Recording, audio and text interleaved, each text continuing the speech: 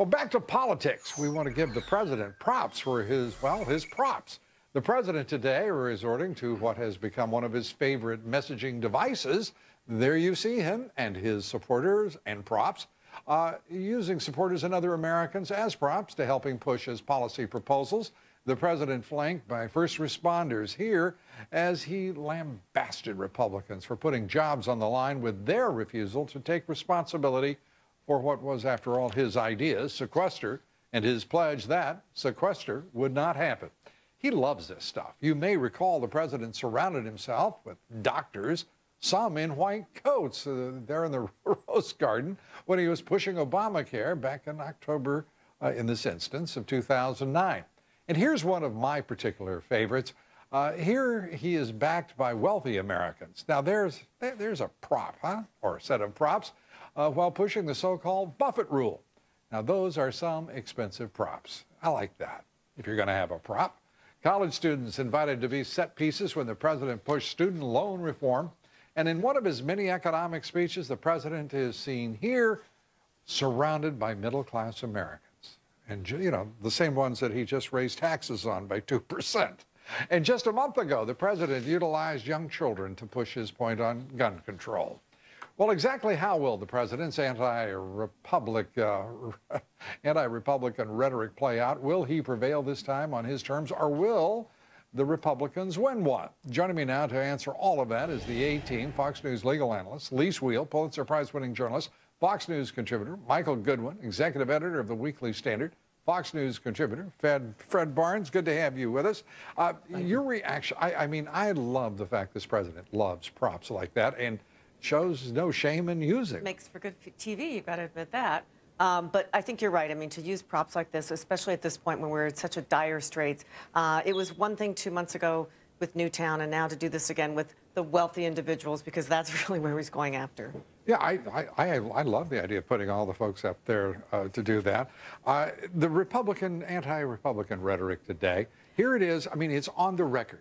Sequester is his idea. It's on the record that he promised there wouldn't be a sequester take effect. Right.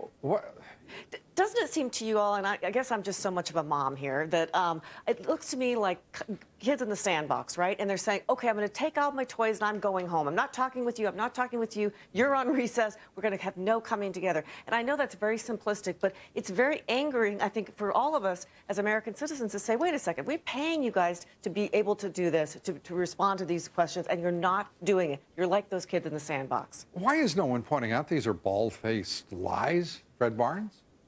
Well, they're used to them with President Obama recently. And look, this sequester, the president not only won't take responsibility for it, he has the author of it, the real guy who came up with the idea, is Jack Lew, who was his budget director, who he's now nominated to be Treasury Secretary. So, and it was the White House also that insisted that half of the sequester be in defense spending and half in domestic spending. So the thing is entirely their fault that we've gotten to this point. And the president, what the president talked about today, he knows perfectly well Republicans aren't going to accept. They're not going to accept another huge tax increase, and that of really unknown proportions, because he hasn't sent up an offer. Look, what all this means is the sequester is going to take place. Do you agree? I think it's very likely. And also, let's remember not just the fact that the president authored this and signed it into law, but the fact also that he assumed Republicans would stop it. It was always that the Republicans would not go along with it because of the military cuts.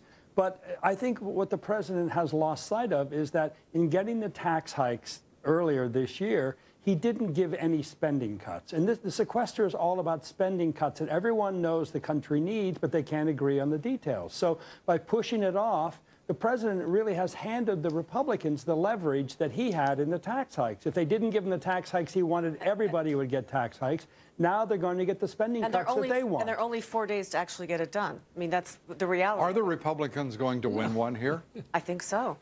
Fred? I'm not so sure. Look, the president is really poisoning the Republican brand every time he goes to the podium at the White House. And look, it worked in the election back in November, and it may work again. Michael? Well, look, I think the Republicans have to stay united. That's the key. If they do stay united, then I think the president will have to come back with a reasonable package. Whether there are tax reforms and closing loopholes that actually don't produce revenue, I think is a more complicated thing. But I think on the issue of spending, the Republicans do have the upper hand. They should use it.